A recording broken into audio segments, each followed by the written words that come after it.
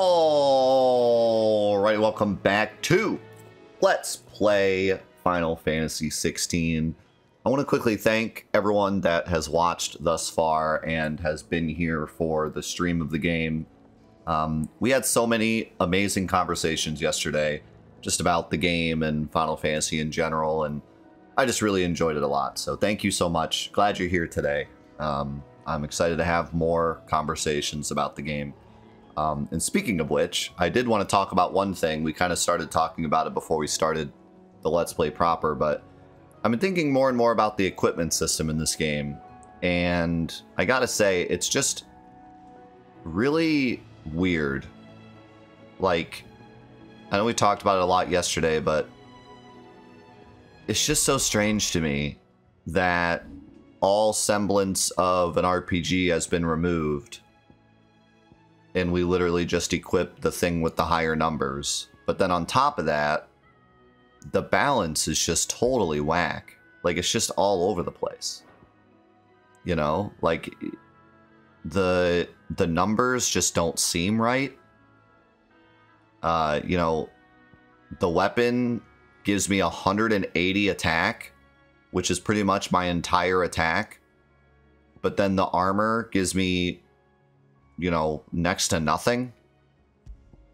If I equip my worst armor, I only lose 30 defense and 12 HP of my 1600.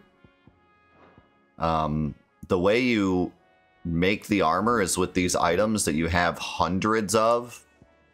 Like, I haven't even done any quote-unquote grinding. I've just been walking around, and I have 346 Wyrite, 464 Sharp Fangs.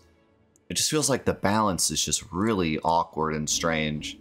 Feels like they didn't know what to do with the armor, like I said yesterday. Feels like they just, oh crap, we're supposed to be making an RPG. And just kind of shoehorned in 2 pieces of equipment. Just doesn't feel like an RPG. We have no choice. And someone in the chat said earlier before we started that it seems like they were focused more on your attacking rather than your defense, right? This is more of an action game where you're punished for getting hit more. You can't just tank through things like an RPG, right?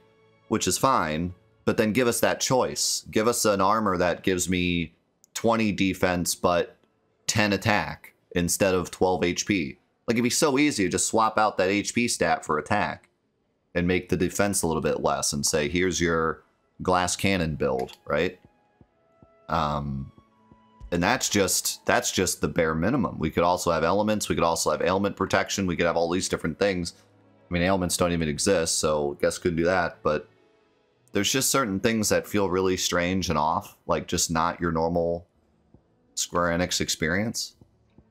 That's just really bizarre to me. And it also feels incredibly strange that the armor gives you such a small benefit, but then you have several accessories that completely break the game.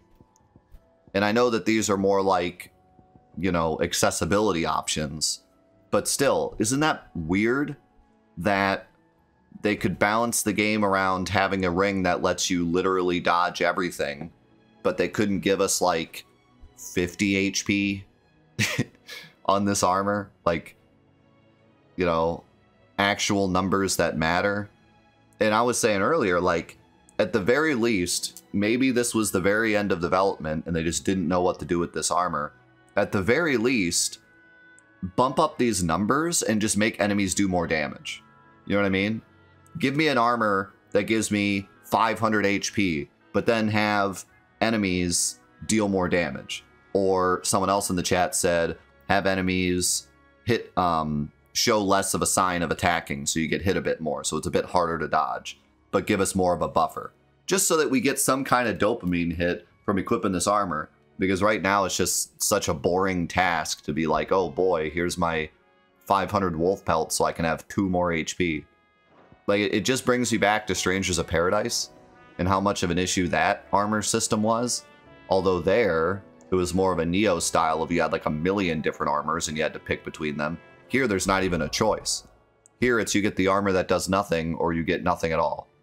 So, so that's kind of even worse. But yeah, it brings me back to a big problem that a lot of people had with Strangers of Paradise, where all the equipment just felt like it did nothing. The stat boosts were so minuscule that it was like, what's the point? And that's such a important thing about RPGs. That's why people play RPGs, to see the numbers go up, to get stronger, to equip a certain armor at a certain time, and then be like, oh man, I beat him because I equipped that armor and it helped against that enemy. Like, using your strategy and understanding of the game. You know, like, I'm imagining my second playthrough, and you know your second playthrough of like Final Fantasy IX, where you're like, oh man, the water boss is coming up, time to equip my water equipment. Or you're like in a shop and you're like, oh, I know what's coming up next, I gotta buy this, I gotta buy this. And you use your advanced knowledge of the game to master it. And that's a huge part of what makes RPGs great. And in this game, I'm gonna play the game the exact same way the second time. I might change some abilities, but in terms of equipment and stuff, you know, I'm just gonna get the same crap. I'm just gonna go to the store and buy the thing with the highest number, the quote-unquote highest number, the number that's just barely higher than the previous one. You know, there's no... That whole RPG element is missing. And hopefully today, as we play, maybe we get to see a bit more of it. Maybe we unlock some new things that will change the game, because so far it has definitely felt lacking in the RPG realm. Which, you know, game doesn't have to be an RPG to be good, but at the same time, this is Final Fantasy. I expect at least some amount of RPG, right? I think everyone would be annoyed if there was literally zero RPG. If it literally became Devil May Cry, we'd be like, hey, why is this called Final Fantasy, right? Like, so... No, the rings are supposed to be accessibility options. The rings are... Unless you're talking about, like, all of the accessories. The accessories don't do much either. I mean... Well, I don't have any really good ones yet, so that might change today, but... In general, yeah, I mean, you get 3 accessories. That's kind of the only build, quote-unquote build, you can make, is just being like, hey, do I want 10 defense or 7 attack? Do I want to upgrade... Do I want like this ability to be stronger or that ability to be stronger? So that the accessories are definitely where the building comes in. But so far it's pretty simple. Just, do we want this ability to do more damage or that ability to do more damage? The only real like build is the fact that I have 2 equipments that both increase. One increases Rook's Gambit damage, and one reduces Rook's Gambit cooldown. So I kind of have a Rook's Gambit build going on, where I can use Rook's Gambit more, and it does more damage. But that's legitimately the only, like, kind of synchronized thing that I have right now that I can put together. So... Yeah, the only real, like, build is your abilities, so which ones you pick. Which, so far, they're all just kind of attacks. You have, like, this that dodges things, but there's no real, like, defensive abilities, from what I remember.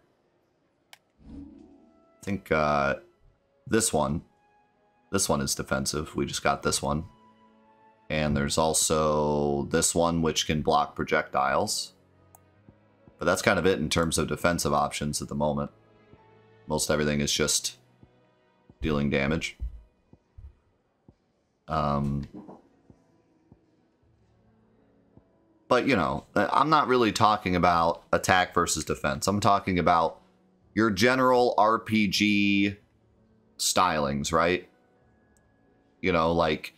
On my second playthrough, I should be able to be like, oh, I'm about to fight Garuda.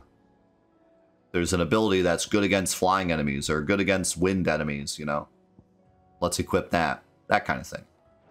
That's still kind of completely devoid. And maybe it'll stay that way. And maybe that's just because they wanted you to focus more on your... I mean, that's what I think it is, honestly. I think they wanted you to focus more on your own ability to read enemies and dodge them and stuff. But, you know, there's an inherent problem with that, and that's that if we're really going full action game, then we don't even need these. You know?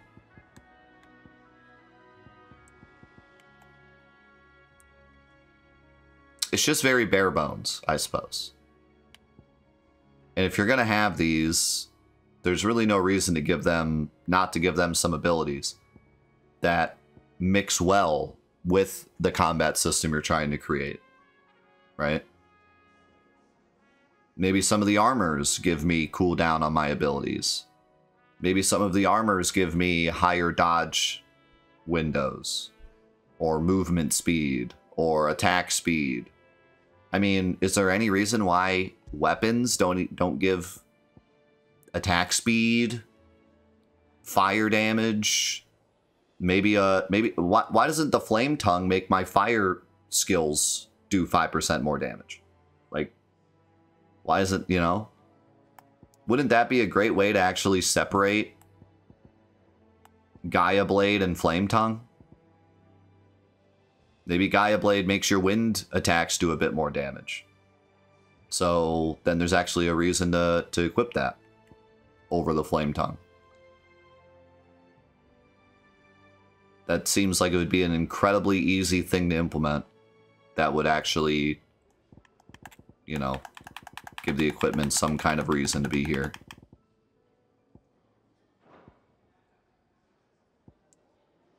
The fire skills are built into Clive's skill set, like the Charge Blade. There are slightly more fire abilities than wind abilities, yeah. But then make the Flame Tongue only do 5% and make Gaia Blade do 10%. I mean, it's not hard, it's an RPG, like every RPG does this.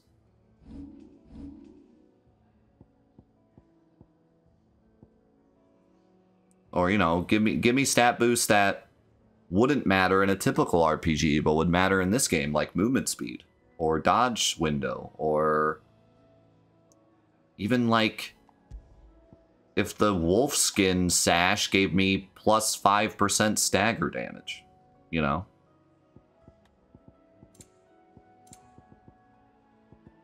And again, it's not even just that. It's the whole balance of everything. The fact that this store has been completely useless ever since I got this equipment set. And what do you want? If you're gonna buy some, like, quick about it. They gave me weapons and armor that just made all of this completely useless. And they've not gotten anything new since. Come again. Oh, don't. The fact that there was a store right after I got this equipment with the same equipment, as if like, hey, do you want to buy this stuff? Of course not. You just gave me you just gave me free armor that's infinitely better than everything I've been building up to, you know, up to this point.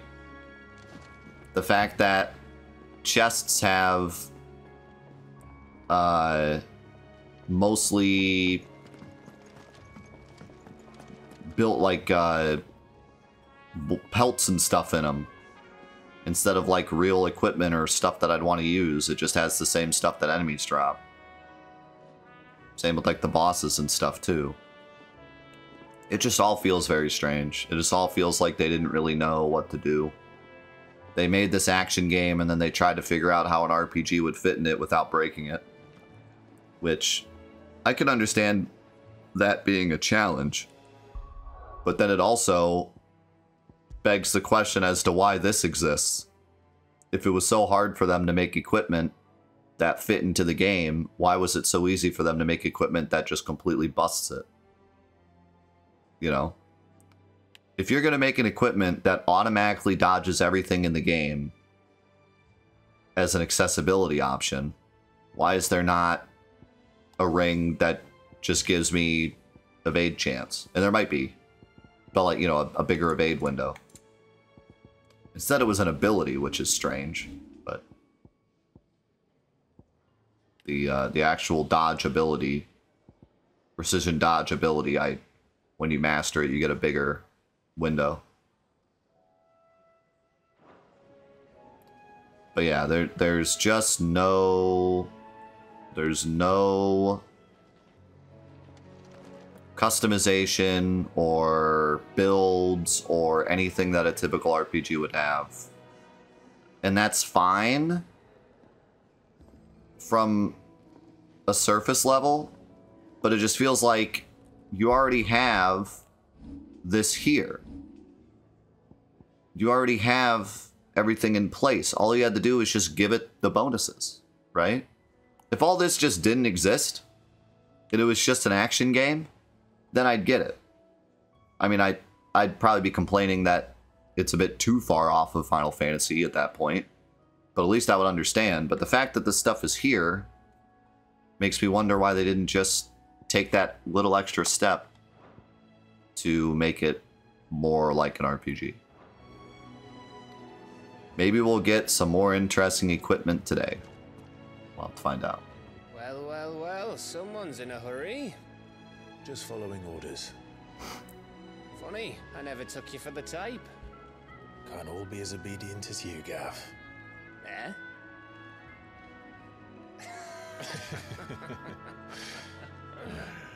Fine day for a little mischief, wouldn't you say? Is this all of us? Actually, Gav won't be coming. Just the three of us, then? Drake's Head is the keystone of the Empire. Oriflamme's in chaos, yes, but that doesn't mean we can march an army through her gates. The fewer our numbers, the better our chances of going unnoticed. And should that plan fail, well, we have our icons to fall back on. Sid, I don't know if I can. Ifrit still seems to come and go as he pleases. Ordinarily, priming an icon comes naturally to a dominance. But then, you are no ordinary dominance. Well, he's still got the blessing of the Phoenix, doesn't he? How's it going, Mebius? Not to mention what he It said is. out of Garuda. And did I ever tell you about how he was once the greatest shield in Rosaria? You know, I reckon he could probably cut us a path out of the capital on his own if need be. Let's try not to find out. We're less likely to be spotted if we travel separately. I'll meet you in Northridge in a few days. Thanks, Mebius. Appreciate it, man. You two be It's out. good to have you around. Thanks, Dad. Yeah, I feel like a lot of it. I feel like a lot of it is, you know,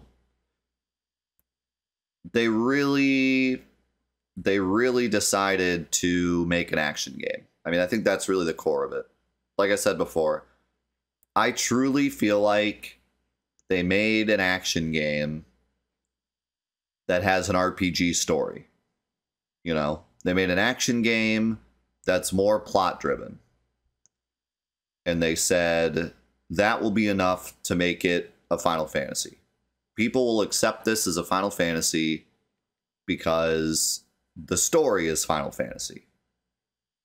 But the gameplay, we're going full action game for the first time. Past Strangers of Paradise, past Final Fantasy VII Remake, we're going full action game. Which you can agree or disagree with that.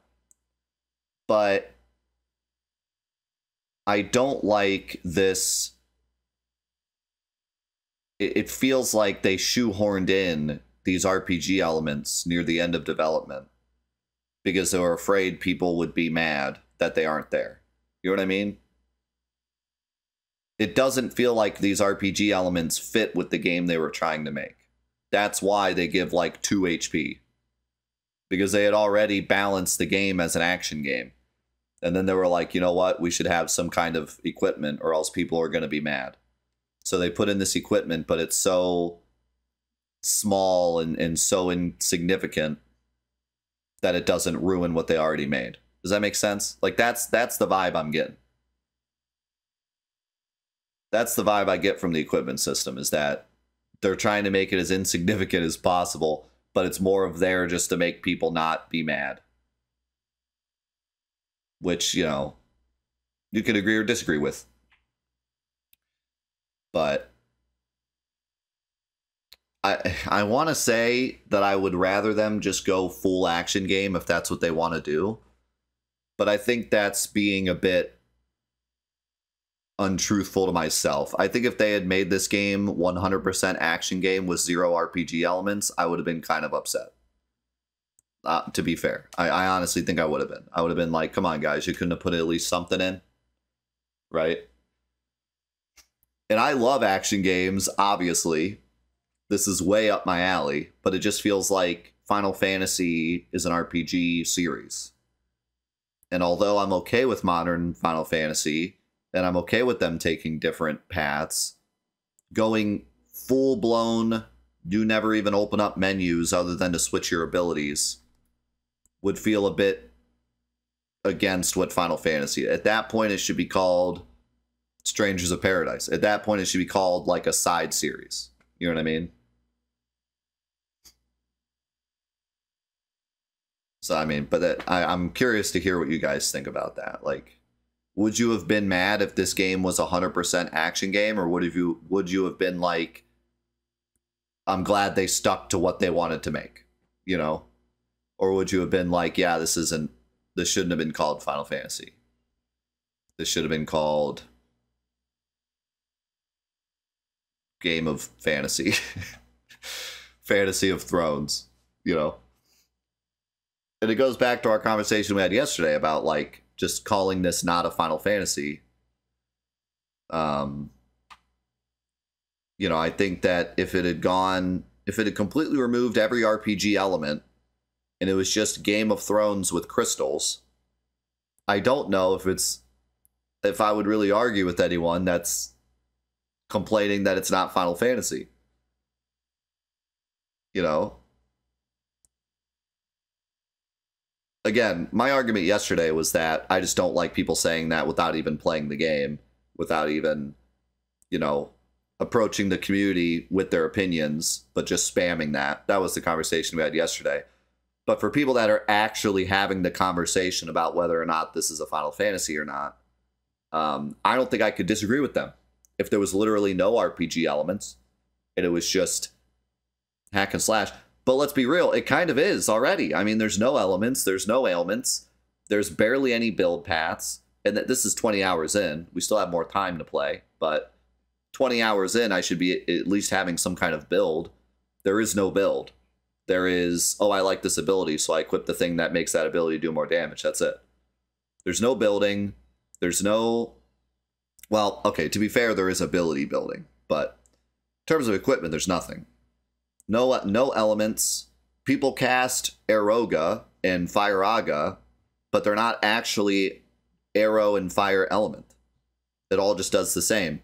I was throwing fireballs at bombs, and they were taking normal damage. So there's no elements. Like I said, there's no ailments. There's no normal RPG things. So, I mean... Is it an RPG? Is it? I mean... it kind of is just an action game at this point. It kind of is just Devil May Cry at this point. So, I don't know. I'm curious. I'm curious to hear how many people that really gave this game a shot, not people that are just spamming the same thing as they have been since Final Fantasy XI, but people that really gave this game a shot, how many people are like, you know what? This isn't really Final Fantasy. Whether or not they liked it or not. I wonder how many people by the end of it are just going to be like, you know what? I don't think this is Final Fantasy. Like, I think it's a whole nother... I think they've really, at this point, jumped ship and made Final Fantasy something different, you know? Just kind of curious. And I wonder what I'll think by the end of it. Right now, I feel like this game is a Final Fantasy for me. I feel like there's enough here with the story. It makes me feel like I'm playing this alternate reality where Final Fantasy 1 happened and then things went wrong. And that the story has me enough invested in the world that I feel like it's part of the Final Fantasy universe. That's kind of how I feel right now. But in terms of the gameplay and stuff, I'm definitely not getting the Final Fantasy vibe. I'm having a lot of fun. I'm absolutely loving it. But am I getting Final Fantasy out of it? No. No, not really. I get a lot of other things out of it. The perfect dodging, the punishing, the combo system. It feels like some of the best action games I've ever played. Doesn't feel like Final Fantasy. I don't feel like I built my character to go into a fight and then get rewarded for my build path or get rewarded for my strategy. I just feel like I press the button at the right time and thing go boom. Which is one of my favorite things, by the way. Yeah, thank you for the gift of sub to Hayabusa. And Fire, thank you for the 17 months. Thank you, guys. Did I miss any questions while I was ranting?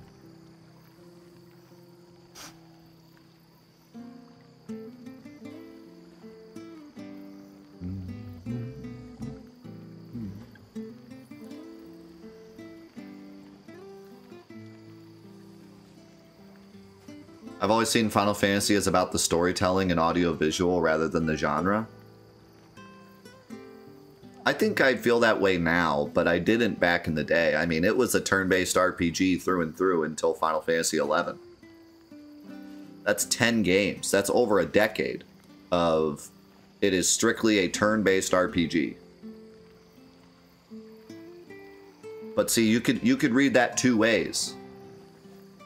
You could read that as, it's been 10 years of the same exact style game, how dare you change it now?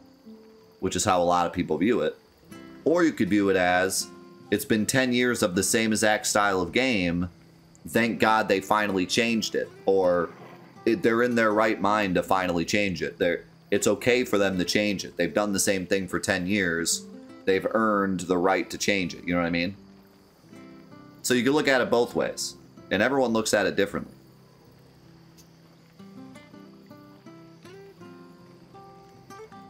I've seen your face before. You're a friend of Martha's.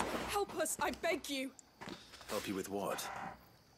Bandits in the Golden Stables. They're Bandits. waving their swords around. I think they're gonna kill someone. When I saw what was happening, I slipped out the back. I should have stayed, but oh, please help them. Stranger of Paradise is basically a prequel to Final Fantasy 1, but it's also a separate universe. So it doesn't, like, actually... It's not truly part of the series. It's another telling. You know what I mean? But, like, in that universe, it's taking place before 1 happens. All right. I'll see to your problem. Thank you. How many were there? I was out of the door too fast to count. They looked a nasty bunch, though. Be careful in there, all right?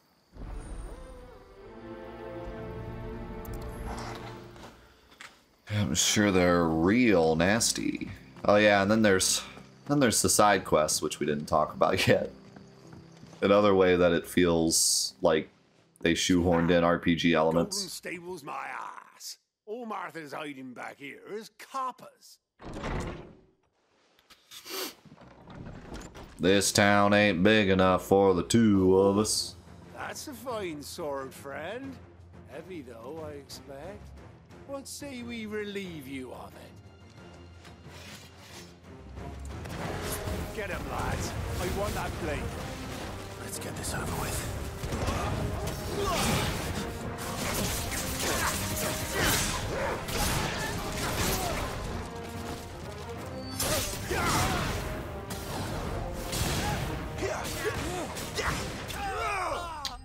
So that was the side quest.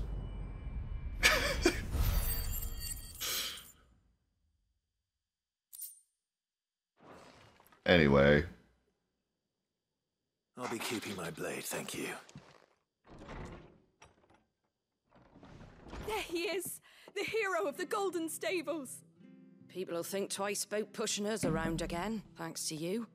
We're lucky you were nearby. No good cowards would have dared set foot in the place if I'd been here, of course. But you weren't. I thought you told me you had someone watching the place. The Blood Axes keep an eye on the tavern, yeah. When they're not busy keeping the peace, that is. I've spread them as thin as they'll go. The Empire might be in charge, but that don't mean they care to keep us safe. If it weren't for the Blood Axes and me, merchants won't come near these lands for fear of what might happen to them. Good old Blood Axes. Then you do Rosaria a great service. Just as you did today. You're a useful man to have around. Here.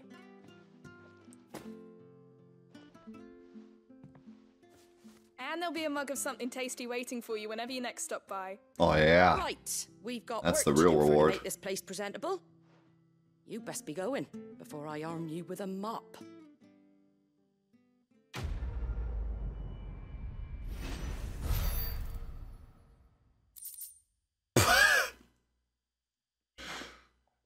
That was the biggest waste of time ever.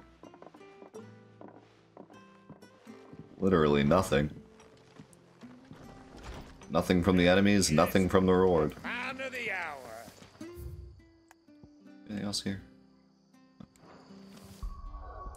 Yeah, I definitely think it all kind of boils down to what's a Final Fantasy to you.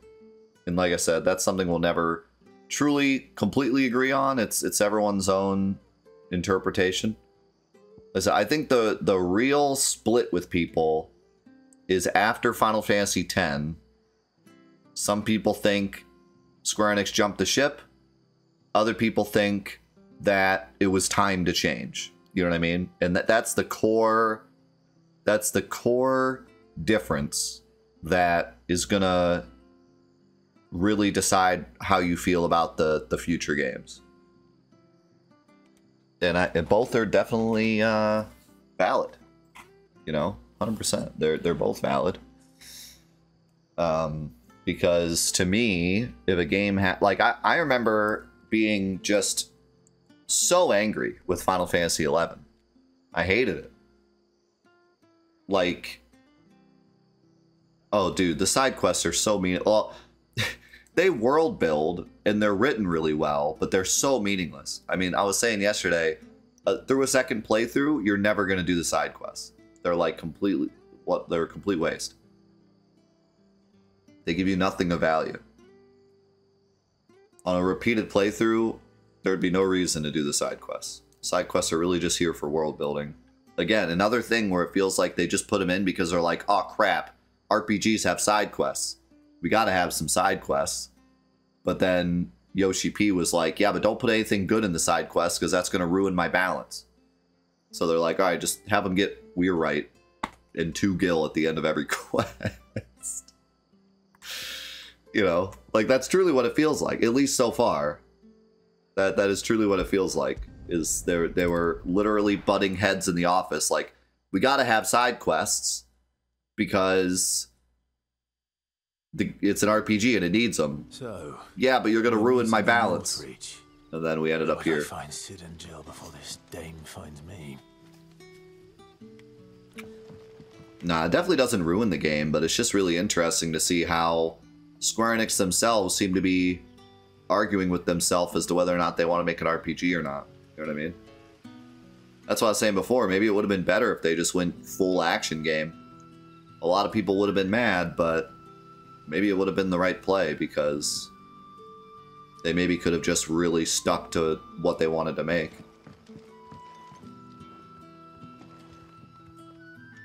No, they are straight fetch quests. They're really bad. They that is not a exaggeration. The side quests are literally walk 2 feet and either turn something in or fight 1 battle. We haven't even gotten a side quest where we got to fight like a unique enemy or like something cool. It's just literally been fight some wolves or walk 2 feet and talk to this NPC. Like, they really are that bad. Hopefully they get better. You don't have to urge me to be patient. Every time I talk like this, everyone's like, don't worry. They're like, you know, just wait. It'll get better. Be patient. Like, I'm not I have to comment on what I've seen. I can't end every sentence with, but we'll see, you know. Like, I have to comment on what I'm seeing. I'm 20 hours in. I think it's fair to say that these 20 hours have had terrible side quests without everyone being like, but wait, they get better. Like, yeah, but the first 20 hours matters. If there's a good side quest 30 hours in, that doesn't delete the 20 hours of terrible ones, right? It's still fair to say it. I'm glad that, you know, you're excited to see me get to better ones, but yeah, I mean, the first impression is everything. We were talking yesterday about how important first impressions are in today's world. Back in the day, you used to get a game and you'd have it all weekend long, and you were probably going to play through the whole thing regardless. But nowadays, everyone has hundreds of Steam games, hundreds of free games. There's constantly new service games to play. You got to grab people's attention. You got to put your best foot forward. You know, first impressions are more important now than they've ever been in the video game world. So, if I'm 20 hours in and the side quests still suck, you better believe I'm gonna say something about it. Even if they get better. Oh, you're Sid's man, if I'm not mistaken. But, to counteract that, like I said, the writing is really good in the side quests. I'm still doing them because I really like the writing. I really like the world building. Every single side quest I've done so far has given me some kind of insight on a character, or a kingdom, or something that's important. You know, it's given me some kind of cool insight. There was the one that told us that Cid had a daughter. And, like, I don't even know if that ever comes up in the story. They just randomly told us that in a side quest. And I was like, dude, that's sick. So, I do really like the writing in the side quests. Couldn't trouble you for some assistance, could I? It depends. What do you need? Yo, fanboy, thank you for the gifted sub. And thank you for the 600 bits as well. And it cost Thank you very much. a pretty penny to convince their owner to part with them. Man must have been a bloody tyrant. Can't get a peep out of them, try as I might. They're probably terrified of you. You're probably right. Dare say it'd take a bearer like yourself to open them up. So, will you have a word with them? Help us. Oh man, the Ifrit Phoenix battle was definitely to sell copies, I agree. But I'm glad that the second icon fight was much more interactive than the Phoenix Ifrit one. The Phoenix Ifrit one was kind of just on rails. The second one was I actually lost on the second one. I actually died on the second one because I wasn't paying attention. I can try. That'll do me. Yeah, it's even the game's logo. And if they need anything, they just have to ask. To be fair though, the logo is always like Appreciate it. a thematic. Over there, taking a long overdue break. They're literally right there.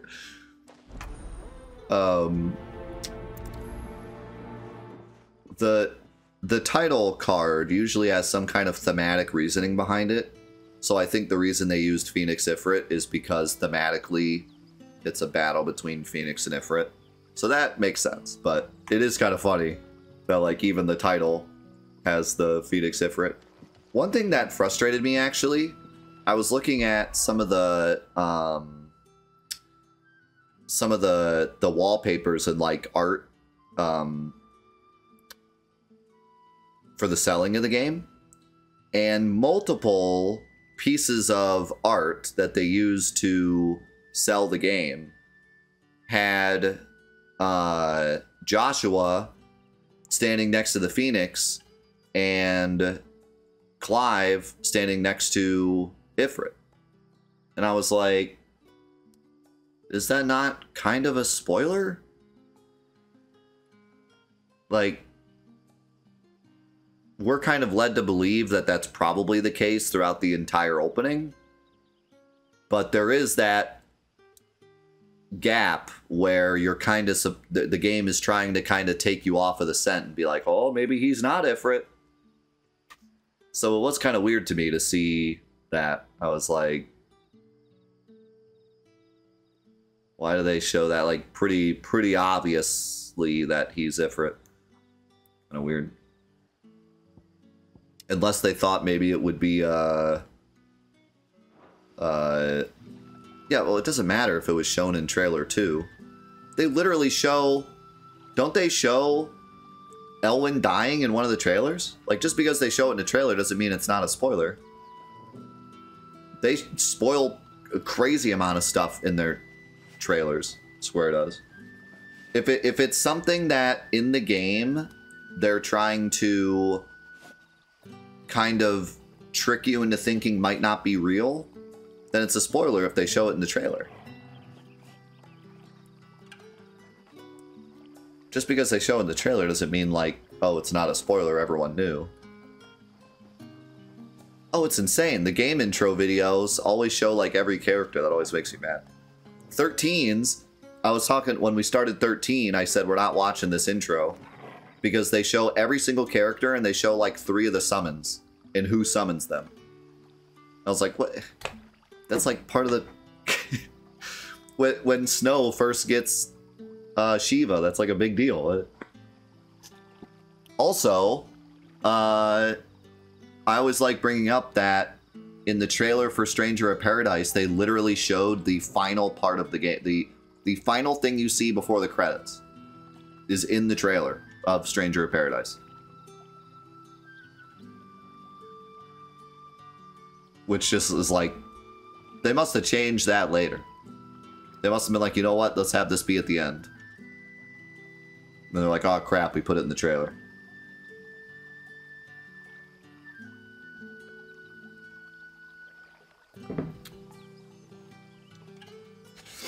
Yeah, luckily I forgot who dies in that trailer because I didn't know the characters yet. But I remembered seeing Joshua covered in blood in that trailer. So I was like, okay, someone dies in front of Joshua at some point. Because how do you forget that?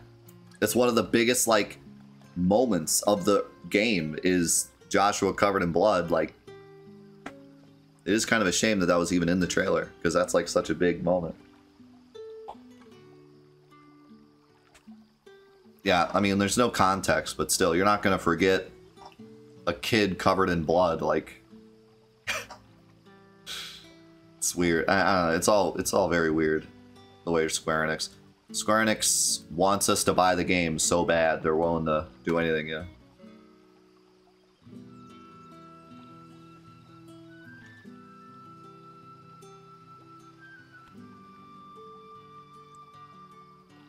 Didn't they... Wasn't that like a big deal too when Square Enix... Didn't Square Enix say like, we don't want you streaming the end of Stranger of Paradise also? They tried to do like the Atlas thing, where they were like, don't stream the end of Stranger of Paradise, and everyone was like, bro, you spoil all your games in the trailer, what are you talking about? Isn't that why you spoil everything in your trailers? Because you figure people are just gonna watch the spoilers anyways?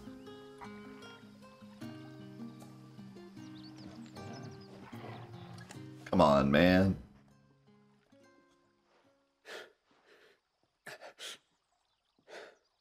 So you're the new arrivals. Is there anything I can get you? You're safe here. They don't punish people like us for speaking our minds. Truly. I'm hungry. My sister too, we're starving. Wait here. I'll fetch you something from the tavern. Look how thin she is. Thank you. I won't be long. You stay here and rest. I believe that they're starving. Another DoorDash quest. Let's freaking go.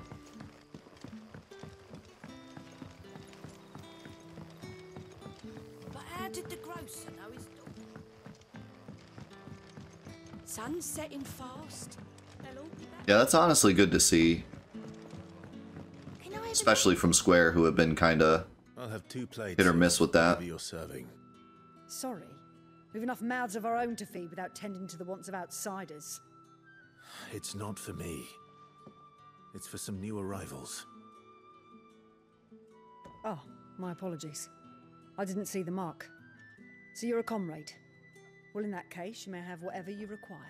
Take all the bread and wine you want. That's really all it takes. One look at the innkeeper's mark. Of course it is. I do as Master Quinton commands, as do we all. And Master Quinton commands that none of his favoured guests be left wanting. Well, don't keep our new comrades waiting. Take what you need and see that they eat their fill. Yeah, that happens pretty often. Bread and wine. Hopefully this will be enough. No, she wasn't talking about that mark. She was talking about the innkeeper's mark.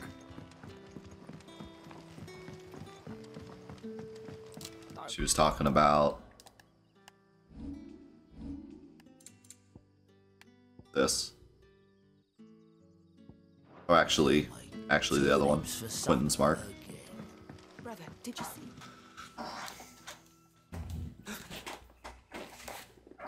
Yeah. Bread and wine from the tavern.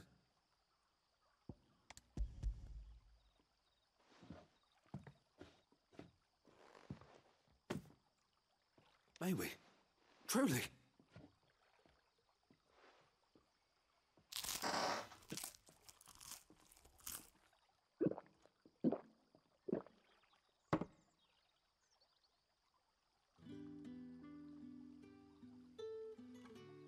Such plenty.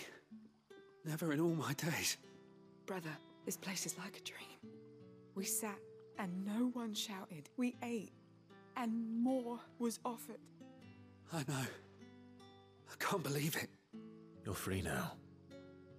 And the next time you're hungry, you need only ask to be fed. Thank you for everything. Thank you. Still think the quests aren't fetch quests. And all I got was some gill that means nothing.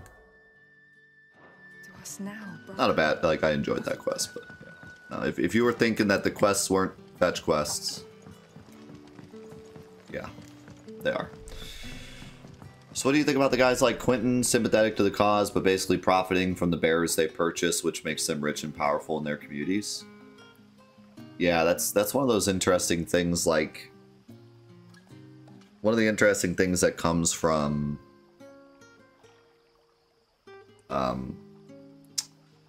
this type of world state in real life and in, you know, fantasy world. There's going to be people that, in order to help, they have to become powerful. And that's always kind of an interesting topic of, like, is that right or not? In most cases, I would say yes. You know, they have to be powerful in order to help. Somebody has to be the leader. Somebody has to make the money in order to use the money to save people. Like the way Martha was. She was using her money to buy more slaves to free them. Quentin, I don't know if we know exactly, like, what his deal is, but definitely seems like, you know, someone has to be it, someone has to be the leader, someone has to make the money in order for all of it to work. Otherwise you have nothing. But then there's also that, there's always that devil's advocate of, like, how much money are they using for the cause? You know, are they truly honorable if they keep any of the money that they make? How much can they make? Should they be as poor as the people that they're helping? If I don't save that crop. It's always an interesting topic.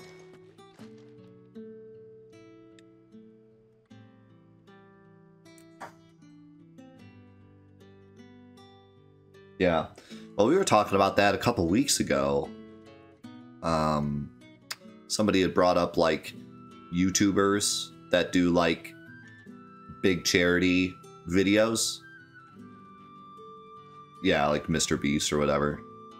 I don't like to say specifics, but I think it's okay to say Mr. Beast. He's big enough, he's not gonna get mad at me. But yeah, like, you know, YouTubers that do, like, a big charity video, but then they profit off the charity video. And there was kind of a big discussion of, like, is that right? And a lot of times it depends. There's always two sides of the coin. There's the one side that says profiting off of charity is wrong. Like, it's just like, generally wrong. And then there's the other side of the coin that says, like, what would you rather him not do it at all? You know, like there's always a side that says, like, money to charity is good no matter what. That's what a lot of people like to say.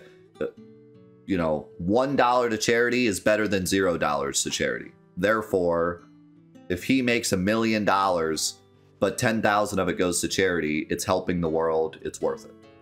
That's what one side always says. And then one side goes more of the route of, like, it should all go to charity, or none of it should go to charity, or profiting off of charity is wrong. You know, it's always interesting to hear both sides, but there is always that side that says, you know, charity is charity. If it's going to charity, it's good no matter what the implications are. Master Quinton, no matter what the intent is, charity is charity.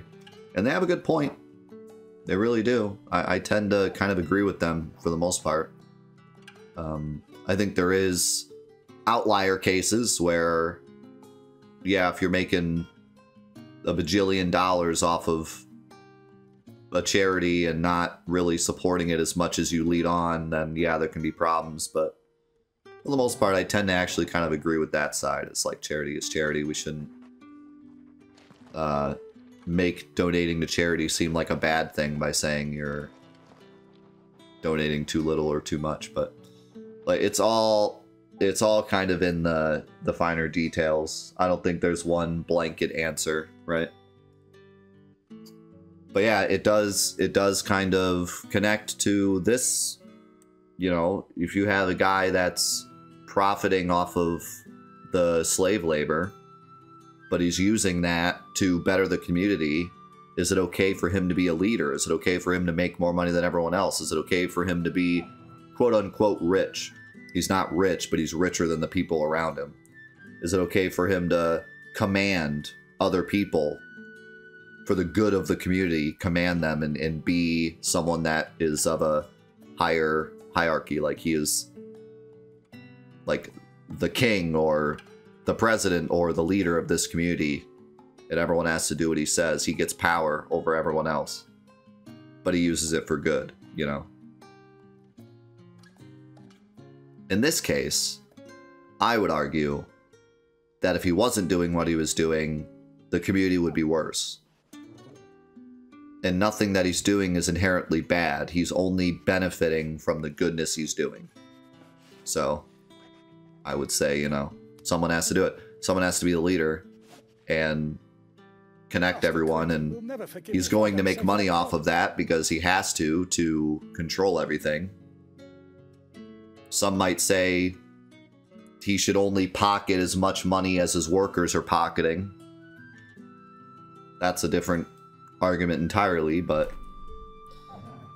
oh yeah, it's definitely an interest. I mean, this game really delves into a lot of the politics of old culture like this, of slave culture, where there was a lot of questions like that, you know, and they use the branded as a story tool to basically be a direct metaphor to slavery, in that they were born already enslaved, you know?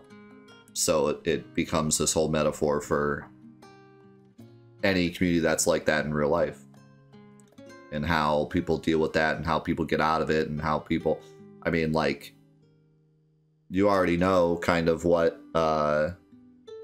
what's her name? I just forgot her name. Martha. You know who Martha is supposed to represent, right? So it kind of, there's so many similarities, but then they do a good job of also kind of implementing some fantasy elements as well that wouldn't be in a normal story, so it's cool.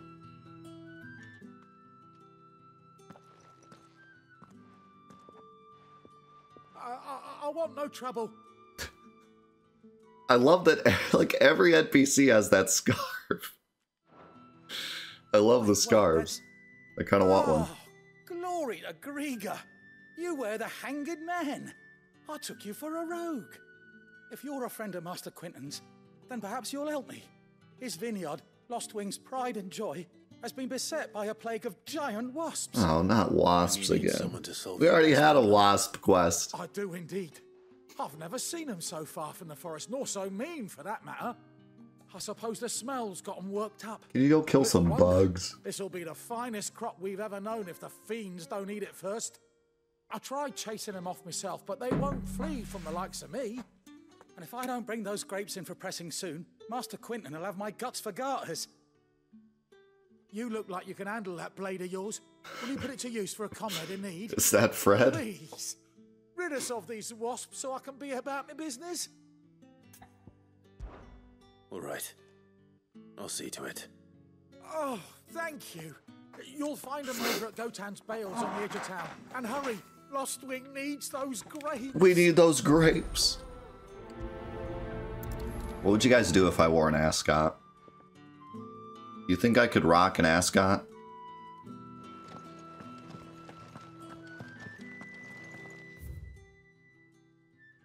While some winemakers will remove the skins of the grape after pressing, leaving both skin and seeds in the juice to commingle creates a must that is better suited for extended aging, ultimately resulting in a more refined wine. Then, once the wine calms and settles sufficiently, the skins are removed and the must is then transferred to wooden barrels of oak of chestnut, which, by allowing air to leach into the wine, impart deepened levels of complexity, introducing rich aromas and improving texture, all while lessening bitterness.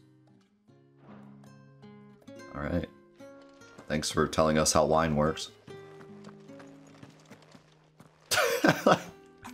I like how Retro thought about it. He was like, no.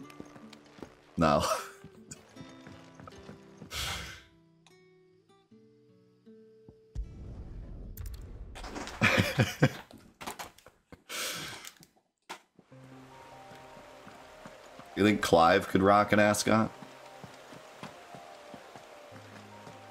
Okay, listen. You really said that Clive can rock an ascot. Look at Clive and look at me. He can rock an ascot, but I can't? What?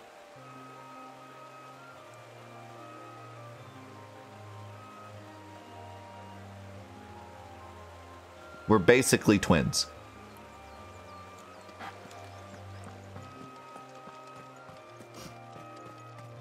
These are the same picture. A few wasps shouldn't give me too much trouble. I want to see you in his outfit. Dude, I would rock this outfit. It'd be so 4'8"-ish of me. It's the colors and everything.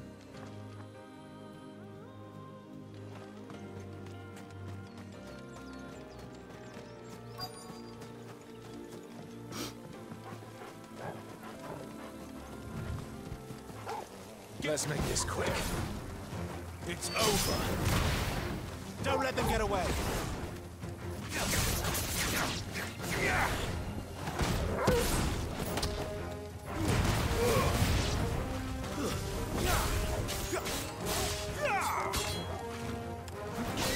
That's enough.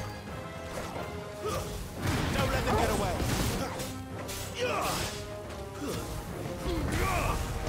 Give them all you've got, boys. It's over.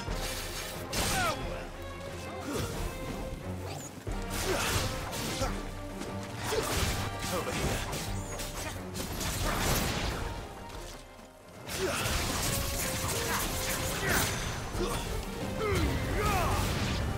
I will say, Don't let them get away. it's a lot of wasps.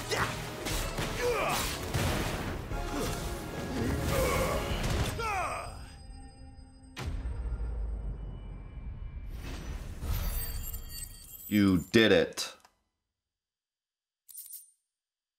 Congratulations. Looks like that was the last of them. I bet.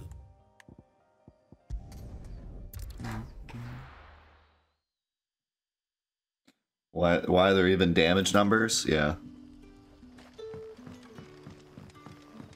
Well, honestly, I like damage numbers in pure action games. I've played some pure action games where I'm like, I wish there were damage numbers so I could tell which combos were better. So even if they did take all the RPG elements out, I'm happy they have damage numbers. It makes DPSing a lot easier when I know what the heck things are doing. Trying to figure out the absolute best DPS for every battle in Chaos Legion for the speedrun has been difficult because there's no damage numbers. So I have to go by the bars and, you know, how long it takes to kill things. So I had to kind of take each individual fight as its own fight and, like, do the calculation to try to figure out what was the fastest way for each fight. Which is why the routing took quite a while. Those wasps won't be interfering with your harvest anymore. Oh, thank you. Master Quinton would have had my head if I'd lost the crop. I'd say you've earned a reward.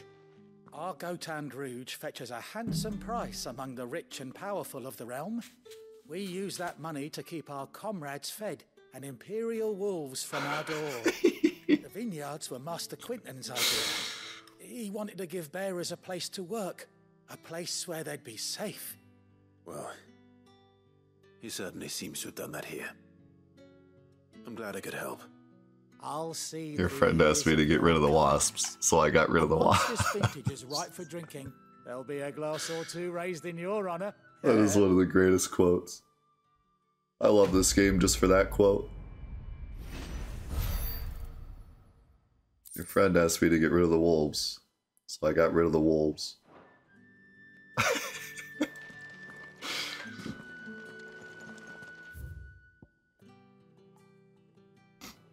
Alright, I think we're done with quests.